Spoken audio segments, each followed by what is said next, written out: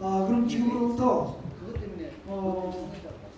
어버이손 생명사랑의 창립 추진 모임을 시작하도록 하겠습니다. 먼저 국민의회부터 시작하겠습니다. 잠깐 자리에서 일어나 주시기 바랍니다.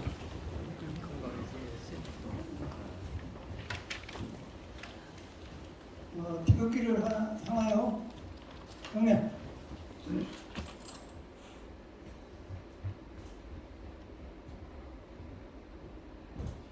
바로 애국가 제창 읽겠습니다. 서광채 여사께서 선도해 주시겠습니다.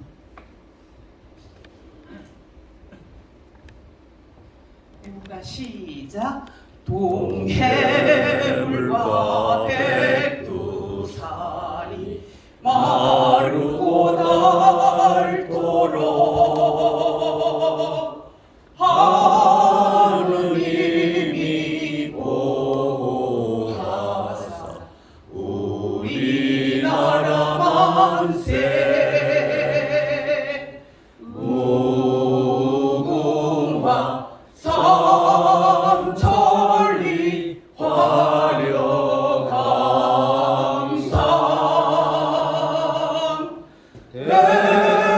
대한사랑 대한으로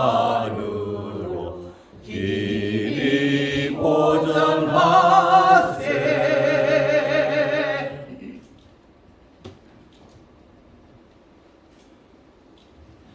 네, 지금 오늘날 이 시간 이 순간까지 오기까지 수많은 선조님들, 어머니, 아버님들이 저희들을 지켜주시고 보호해 주셨습니다. 모든 어머니들 위해서 경호에 경례 운영 올리도록 하겠습니다. 운영.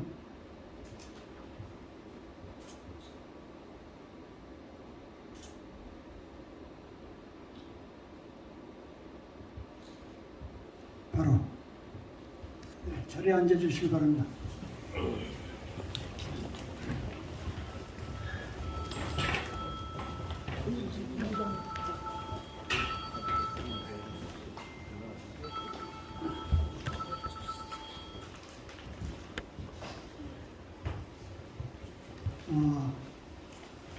아까 여러분들 일찍 오셔서 저희들과 같이 인사를 하고 마음을 나누고 그런 가운데 잠깐 이 행사에 대한 얘기를 잠깐 올렸습니다.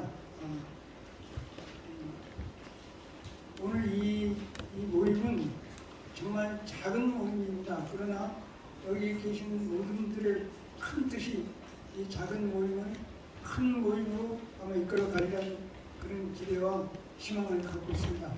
여러분들께서 큰 힘을 같이 나누어서 이 모임이 그야말로 창대한 모임이 될 수 있도록 그렇게 해주시기 바랍니다. 감사합니다. 이 행사를 위해서 여기 취지문을 작성을 했습니다. 이 취지문 낭송을 홍인간 생명사랑 회장이신 양상규 회장께서 여러분들에게 낭송해 올리도록 하겠습니다. 박수로 환영해 주시죠.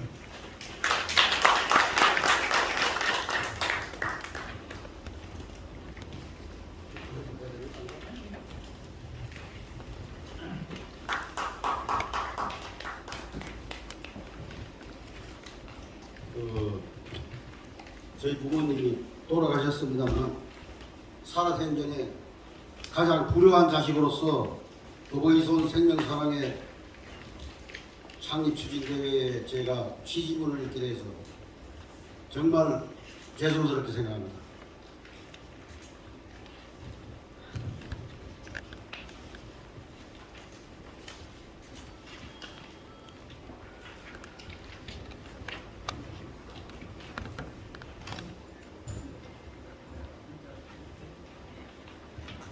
취지문 어버이손 생명 사랑의 거룩함에 감사하면서 세상 만물이 반드시 거치게 되는 자연현상의 결말에 대한 유일한 정의가 생로병사일 것입니다.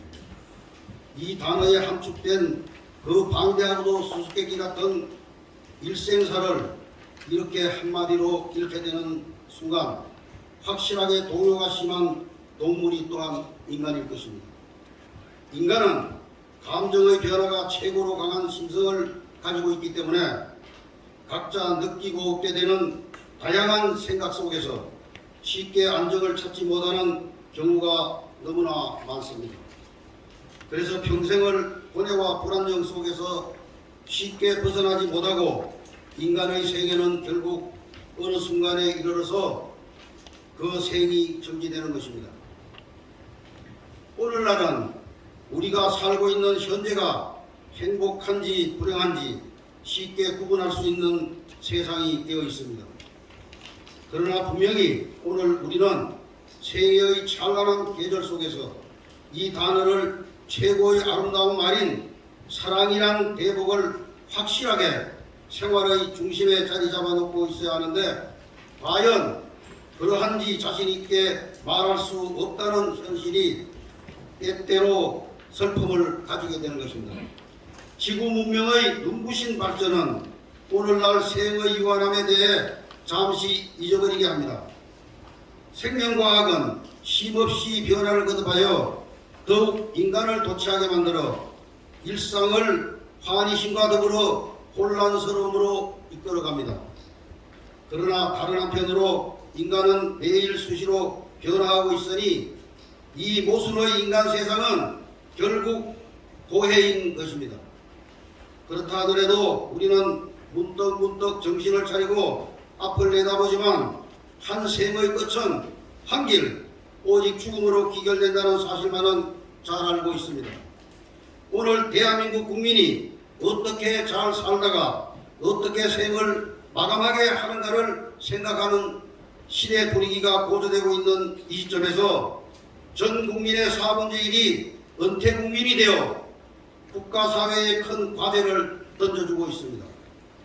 장수국가로 여행을 가야겠다던 시절인 1980년대에서 30년이 지나서 우리나라는 나아진 경제생활로 또 건강장수에 대한 불안감이 공공해진 시대가 되어 어떻게 하면 잘 죽을 수 있는가를 생각하는 세상이 되었습니다. 여기에 가족과 사회, 국가의 관심이 잘 조정되어야 하는데 이 문제가 그렇게 간단하지 않습니다.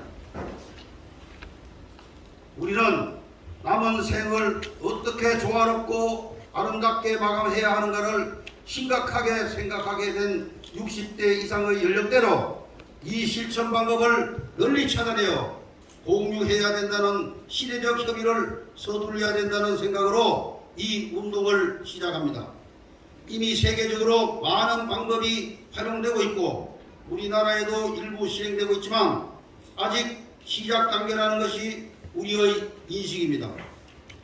오늘 우리는 이런 생각을 함께 공유하고 실행해야 할 상생의 공론자리를 구축하는 계기로 삼고자 모인 것입니다. 우리는 분명한 목적을 가지고 있습니다. 그것은 우리가 살아있는 동안 가정과 사회 그리고 국가에 헌신하여 미래의 행복한 생활을 후손들이 이어가게 해야 하는 우리 시대의 생의 목적이 반드시 이루어져야 하기 때문입니다. 그리고 그 역사는 계속 이어져 기록되는 것을 우리는 잘 알고 있습니다. 우리는 존귀한 존재인 인간으로 이런 행동, 마음을 쉽게 버릴 수 없기 때문에 반드시 인간 존엄에 대한 자존의 생활을 유지할 수 있는 문화적 환경을 지속시켜야 합니다. 여기에 수많은 방법이 있을 수 있지만 먼저 우리나라 전통의 홍익인간 사상이 생활에 녹아있는 이 고금의 위대한 지혜가 함께 공유되는 것을 제1의 목적으로 삼아야 할 것입니다. 홍익인간이 지향하는 궁극의 모습은 사랑과 자유, 평화입니다. 모든 약한 자, 병든 자들을 사랑으로 함께하는 일은 위대하고 아름답습니다. 오늘 우리는 이 자리에서 몇 가지 해결할 문제들을 살펴보며 함께 정성을 기울여 뜻을 나누고자 합니다. 첫째, 교회에 대한 가치와 시대의 정의, 결과에 대한 생각과 실천 생활. 둘째, 부모와 가족의 투병 생활을 인간 존엄의 차원에서 진행하는 실천생활.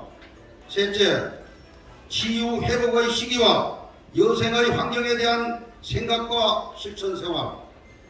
넷째, 요양병원의 기능, 운영과 돌봄 인력의 변화에 대한 준비. 다섯째, 재가요양 선택의 국가 지원에 대한 수준과 실천 생활. 여섯째, 우리 단체의 활동에 대한 생각과 국민적 공유 실천 생활. 이상과 같은 내용을 중점으로 생각하고 이 실천 방법을 찾아 국민들로부터 지지를 받을 수 있는 활동을 다짐하면서 우리의 의지를 오직 부모님이 자식에게 주시는 사랑과 보살핌에 관한 모든 지혜로운 생각을 중심의 행동 지침으로 삼으며 그 거룩하신 은혜를 감사하며 이 취지문을 세상에 공표합니다. 2023년 5월 18일 감사합니다.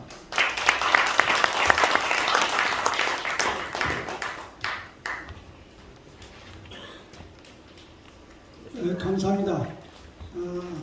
이 취지문을 정말 큰 뜻으로 낭송해 주신 양상계 회장님께 다시 한번 박수를 보내주시기 바랍니다.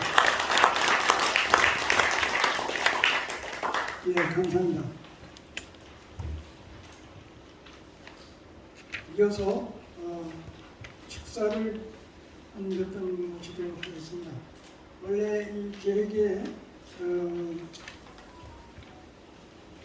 참여하시기로 했는데 좀 코로나 때문에 또 그 여파로 또 그런 여러 가지 일단 참석 못하신 분이 한두 분 계시는데 그 대신해서 또 축사를 하도록 하고 제일 먼저 아주 귀한 어르신을 모시도록 하겠습니다.